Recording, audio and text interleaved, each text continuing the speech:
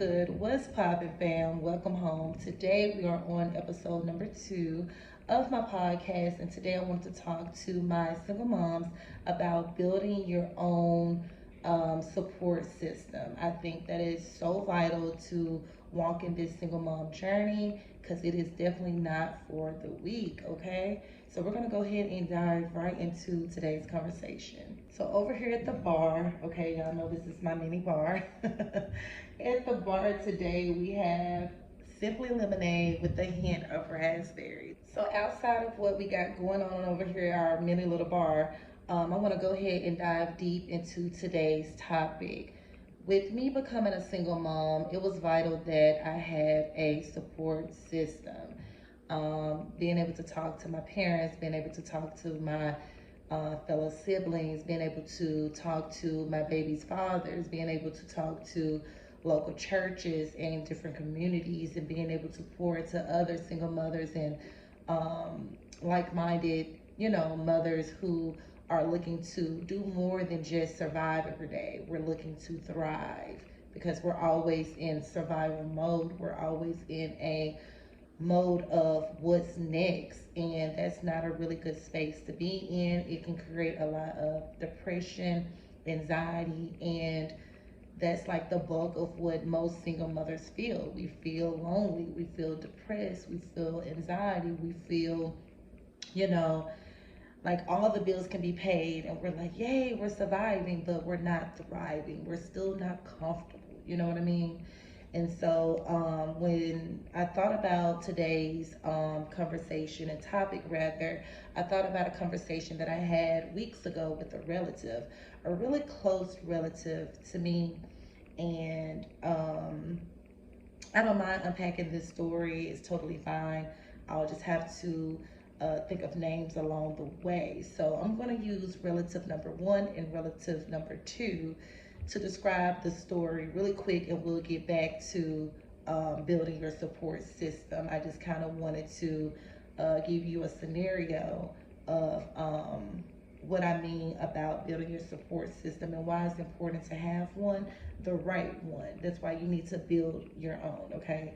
Because there are so many wolves in sheep clothing, and there are so many people that would say, I'm praying for you, or I want what's best for you, but it's the complete opposite, all right? You can do all things through Christ who strengthens you, all right? Never forget that, single mama. But anywho, I was speaking with a relative a little over a month or two ago, and we were discussing my car situation, transportation. And for those of you who are new, my car was stolen off the premises here where I reside. And it's been a little over a year now. I went from having a 1996 Toyota Camry to having a 2019 Nissan Altima. And honestly, had I known that Altimas were the most hit up cars here in the Memphis, Tennessee area, I would have never gotten a Nissan Altima, honestly. But I'm not the type of person that likes to cry over spoiled milk. I'm one of those type of people that's like, when life gives you lemons, make lemonade, all right? So I was speaking to a relative. I'm gonna call this relative number 1. I was speaking to relative number 1 about my transportation, and it's so crazy because the person actually brought the conversation up to me. I think my jury just snatched on my dress. Oh my God. This bracelet is cute as hell, but it snags entirely too much. But anyway, we were talking about transportation, but this was relatives number 1's idea, okay? So the person just pretty much said to me that they have a vehicle that they're no longer driving. They had upgraded their car to SUV. And in so many words that I could have their previous car. There was no conversation about, me financing the car or paying anything for the car or anything like that. Now, with me being the type of woman that I am, I don't look for handouts. It doesn't matter who it's from. And so also with me being the kind of woman that I am, I was not going to allow this relative to give me a whole car without paying something towards the car or paying it forward, aside from saying thank you, you know? And so as we're talking about the car and everything, the relative mentions that there are a few maintenance things that need to be done on the car. Something about like the bumper, and I don't remember whatever else. At least nothing else was brought up to me, rather, that there were any other maintenance issues or whatever that needed to be done to the car. So we spoke about this car now on two different occasions. I hear about the car again on a third occasion from another relative. So relative number one has went to relative number two and spoke to their relative about, oh, you know, whenever Jazz is ready for the car, she can come and get the car, blase, blase, blase. So when it gets back to me, in my mind, I'm thinking, why hasn't relative number one called me directly? And I don't know, it just felt weird, you know, it just felt really, really weird. And I will say this, I've been in spaces with people where people will offer things and want something in return.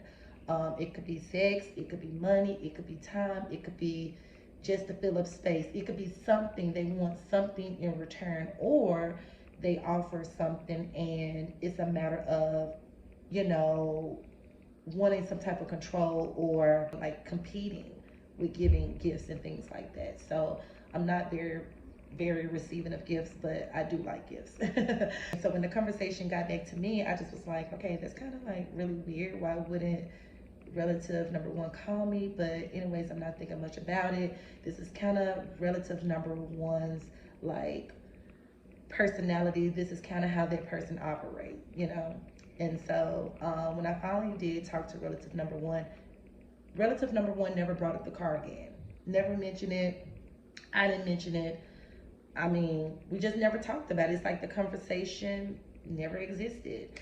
And so I say a couple of weeks pass and relative number two calls me and says, have you talked to relative number one about the car? That's better than, you know, having to put down on a car and blah, blah, blah, blah, blah. And I'm like, okay, I'm going to go ahead and give the person a call. So I called relative number one, and relative number one is still not saying anything about the car. So I'm like, okay, what do I need to do to find out about what needs to be fixed on the car and how to go about driving this car and having the car in my possession?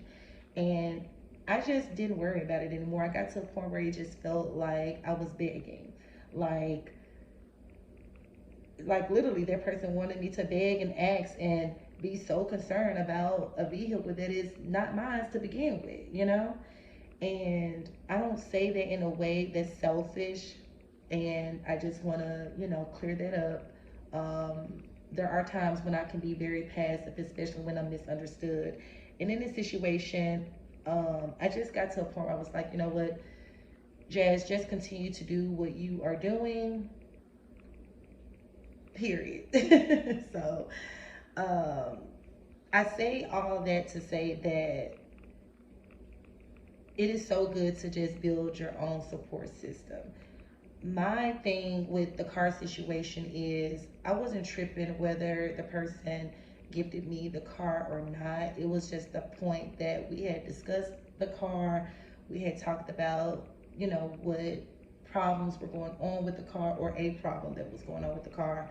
And it was brought to my attention, you know what I mean?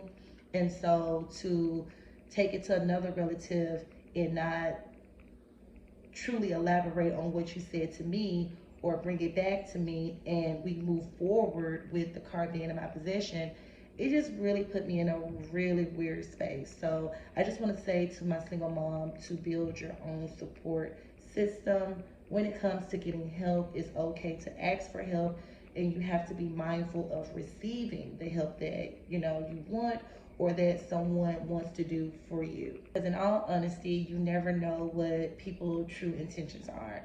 And people got to realize, like, as single mothers, we are getting up every day and we are in survivor mode every day. So it's so important that we are able to have a support system. And so if you don't have one, I would highly recommend a local church, different community centers, reaching out to other single mothers who are, experiencing similar situations, and being safe with reaching out if you are going through like social media outlets, podcasts, or whatever the case may be, being safe, different apps and stuff like that, being safe. But overall, just building your own support system that you can trust, that you can lean on, that you can pray to, and someone that will pray over you and your children especially. And it becomes to a point where you don't have a support system at all, because I've been in this space here recently, like, man, I don't have anybody I can call, talk to, release and all of that. And so I'll take it to my prayer closet and I'll give it directly to the source, God. But I had to make space when I did start saying to myself, it's okay to ask for help. It's okay to build your own support system. And I've done a great deal of doing that here on YouTube, at my church, community centers. I still have certain friends that are in my life that I can confide in. But I was going to say that I pretty much had to make space in my heart where God could, place people in my life that I trusted, that I could confide in, that I could talk to, that I knew would pray for me and truly mean it. Although we get lonely, although we feel like the weight of the world is literally on our shoulders 24/7 as single mothers, God does not want you to feel that way. He does not want you to feel hurt, lonely, depressed. First of all, he's not the author of confusion. And so all of that's going to do is create so much confusion for you, questioning who people are and their position in your life. And so it's so important that you build your own your own support system. People can walk into your life and, a lot of people can come with the right things to say and mean well, but there are some that are gonna walk in and they're gonna walk right out, as they should, because they mean you absolutely no good. But yeah, that's pretty much all I got for today. I didn't want to linger with the topic. It just really was something that was on my heart and my mind. Like, what's one thing that is so important to a single mom, and that is a support system. And not having any kind of support is so hard, and especially if it's people that's right up under you, parents, grandparents, siblings, and you're having to go out to community centers, churches, and old friends. It can be very hard, you know what I mean? Because some people want to talk to certain people, like certain business is just that, it's yours, and you want it to be between you or whoever you want it to be between.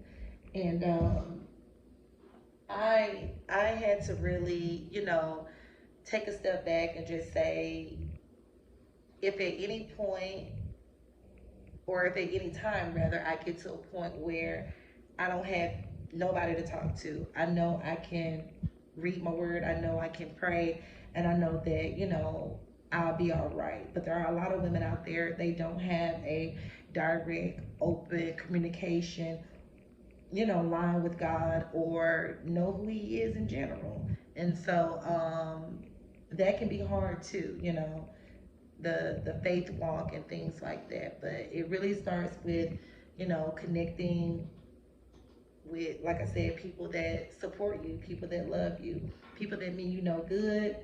Hey, out of sight, out of mind. This ain't personal.